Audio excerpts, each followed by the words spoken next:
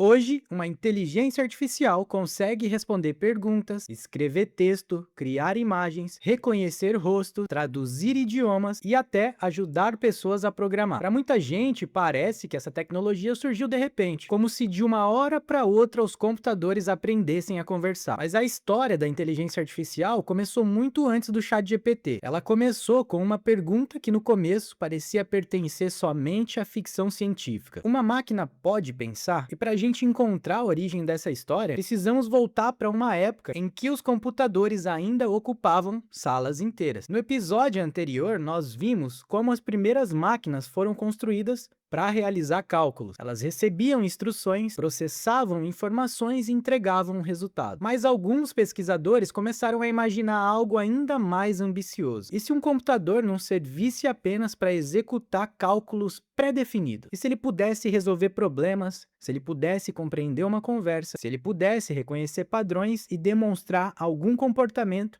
semelhante à nossa própria inteligência? Um dos primeiros nomes fundamentais dessa história que nós vamos contar no vídeo de hoje foi Alan Turing. Turing havia participado do desenvolvimento da computação moderna e também trabalhado na quebra de códigos durante a Segunda Guerra Mundial. Em 1950, ele publicou um artigo chamado Computing Machinery and Intelligence. Logo no início desse artigo, ele fez uma pergunta direta: as máquinas podem pensar? Mas existia um grande problema: como definir exatamente para uma máquina o que significa pensar? Para contornar essa dificuldade, Turing propôs um experimento que ficou conhecido como jogo da imitação e, posteriormente, como teste de Turing. Ele funcionava assim: imagine uma pessoa conversando por texto com dois participantes que estão escondidos. Um deles é o humano e o outro é a máquina. Se durante a conversa a pessoa não conseguir distinguir com segurança qual dos dois é o computador, aquela máquina estaria demonstrando um comportamento que poderia ser considerado inteligente. Turing não estava comprovando que a máquina tinha consciência ou sentimentos. A proposta era avaliar o seu comportamento durante uma conversa. Em vez de tentar olhar para dentro da máquina e descobrir se ela realmente pensava, o teste analisaria aquilo que era capaz dela demonstrar. Porém, naquela época, a expressão inteligência artificial ainda não existia. Isso mudaria alguns anos depois. Em 1955, 4 pesquisadores prepararam uma proposta para reunir especialistas durante o verão seguinte em uma universidade nos Estados Unidos. Os nomes envolvidos eram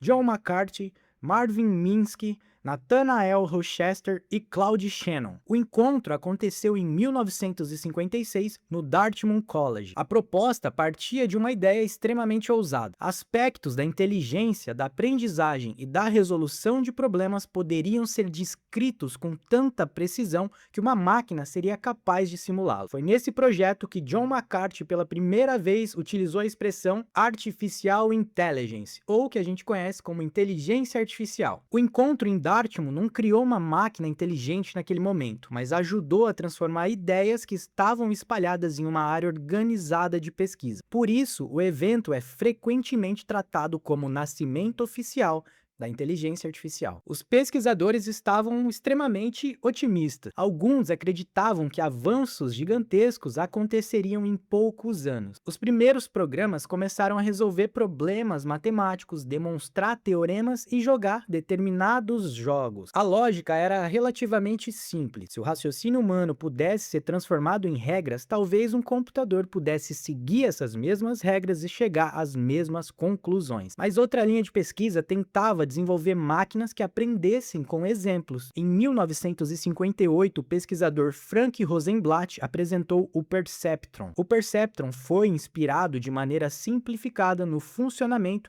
dos neurônios biológicos. Ele recebia determinadas informações, atribuía peso a elas e tentava classificá-las. Quando cometia um erro, os valores poderiam ser ajustados para melhorar a próxima tentativa. Era uma versão extremamente inicial da ideia por trás das redes neurais. Naquele momento, surgiram previsões muito otimistas sobre máquinas que reconheceriam imagens, aprenderiam idiomas e tomariam decisões. Só que o hardware já ainda era muito limitado. Os conjuntos de dados eram pequenos e esses sistemas conseguiam resolver apenas problemas básicos bastante específicos. Poucos anos depois, surgiu um experimento que lembrava bastante os chatbots atuais. Na década de 1960, o cientista Joseph Weizenbaum, do MIT, desenvolveu um programa chamado ELIZA. Uma de suas versões simulava uma espécie de terapeuta. A pessoa digitava uma frase e o programa respondia utilizando padrões encontrados naquela mensagem. Se alguém escrevesse "Estou preocupado com o meu trabalho", o sistema poderia desenvolver algo. Por que você está preocupado com o seu trabalho? Elisa não compreendia verdadeiramente os sentimentos de uma pessoa. Ela só identificava as palavras e reorganizava. Tudo isso para manter a conversa. Mesmo assim, algumas pessoas sentiam que estavam sendo compreendidas pela máquina. Weizenbaum ficou preocupado com a facilidade com que os usuários atribuíam emoções e inteligência a um sistema relativamente simples. Décadas antes dos assistentes modernos, Elisa já mostrava que uma conversa convincente podia fazer as pessoas enxergarem mais inteligência em uma máquina do que realmente existia. Durante as décadas de 1970 e 1980, outra abordagem ganhou força: os sistemas especialistas. Em vez de criar uma inteligência artificial capaz de aprender qualquer coisa, os pesquisadores desenvolviam programas especializados em uma área bem definida. Eles entrevistavam profissionais experientes e transformavam seu conhecimento em várias regras. Se determinado sintoma estiver presente, se o exame apresentar certo resultado e se outra condição for atendida, então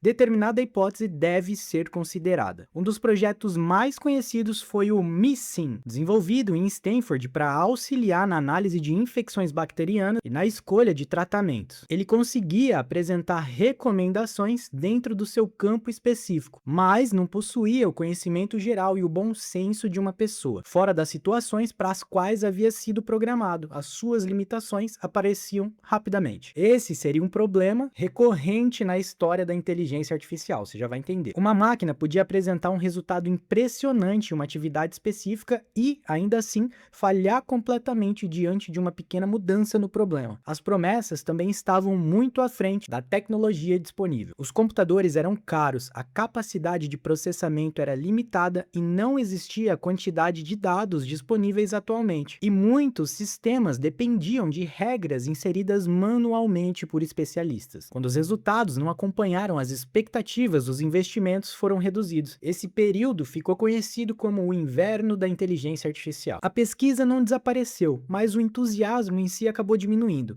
Empresas fecharam projetos e a ideia de criar máquinas inteligentes passou a ser encarada com muito mais desconfiança. Ao longo da história, a inteligência artificial atravessaria mais um período semelhante. Grande empolgação, promessas exageradas, frustração e a redução dos investimentos. Mesmo durante essas fases, a tecnologia continuava avançando. Em 1977, um computador da IBM chamado Deep Blue enfrentou Garry Kasparov, que era o campeão mundial de xadrez. O xadrez era visto como uma atividade que exigia muita estratégia. Deep Blue analisava uma quantidade gigantesca de posições possíveis e avaliava quais movimentos pareciam mais vantajosos. Naquele ano, o computador venceu Kasparov em uma partida de 6 jogos. Foi a primeira vez que um sistema derrotou um campeão mundial de xadrez em uma disputa sobre as regras tradicionais de torneio. A vitória mostrou que uma máquina poderia superar até mesmo os melhores seres humanos em uma tarefa intelectual altamente complexa. Mas Deep Blue continuava sendo especializado. Ele podia jogar xadrez em um nível extraordinário, mas não conseguia conversar, dirigir um carro ou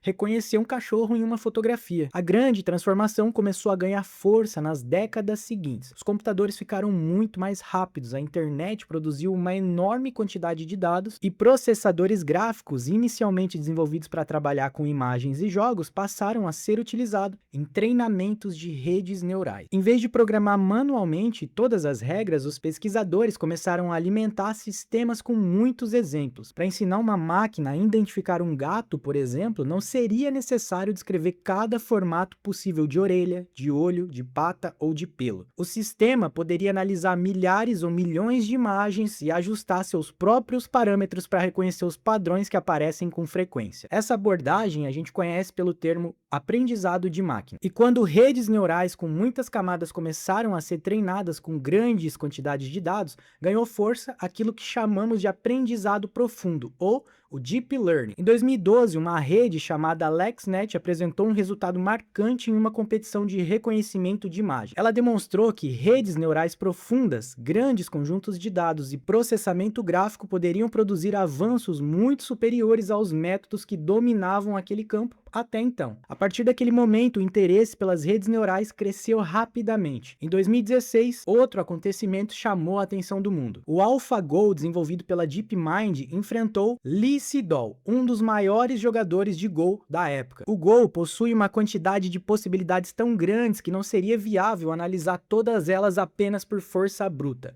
O sistema combinava redes neurais, busca e aprendizado por reforço. Ele estudou partidas humanas e também aprendeu jogando contra diferentes versões de si mesmo. O AlphaGo venceu o confronto por 4 partidas a 1. Alguns de seus movimentos surpreenderam especialistas e influenciaram até mesmo a forma como jogadores profissionais passaram a enxergar esse jogo. Mas ainda faltava uma peça importante para a gente chegar aos sistemas de linguagem atual. Em 2017, pesquisadores apresentaram uma arquitetura chamada de Transformers. Ela utilizava um mecanismo de atenção para analisar as relações entre diferentes partes de uma sequência. Ao processar uma frase, por exemplo, o sistema podia considerar o contexto de várias palavras e entender quais relações eram mais importantes naquele momento. Essa arquitetura permitia treinar modelos de linguagem com maior eficiência e se tornou uma das bases da geração moderna de textos, imagens e outros conteúdos. Nos anos seguintes, os modelos passaram a ser treinados com quantidades cada vez maiores de textos e parâmetros. Durante esse treinamento, eles aprendem padrões, relações entre palavras, estruturas de frases e formas comuns de organizar as informações. De maneira simplificada, quando o modelo escreve uma resposta, ele calcula quais elementos provavelmente devem aparecer em seguida, considerando o contexto recebido. Isso não significa que ele esteja apenas copiando uma frase pronta. Também não significa que pense exatamente como um ser humano. Ele utiliza os padrões matemáticos aprendidos durante o treinamento para produzir uma nova resposta. Em novembro de 2022, o ChatGPT foi disponibilizado publicamente como uma versão de pesquisa. A possibilidade de conversar com uma inteligência artificial utilizando linguagem comum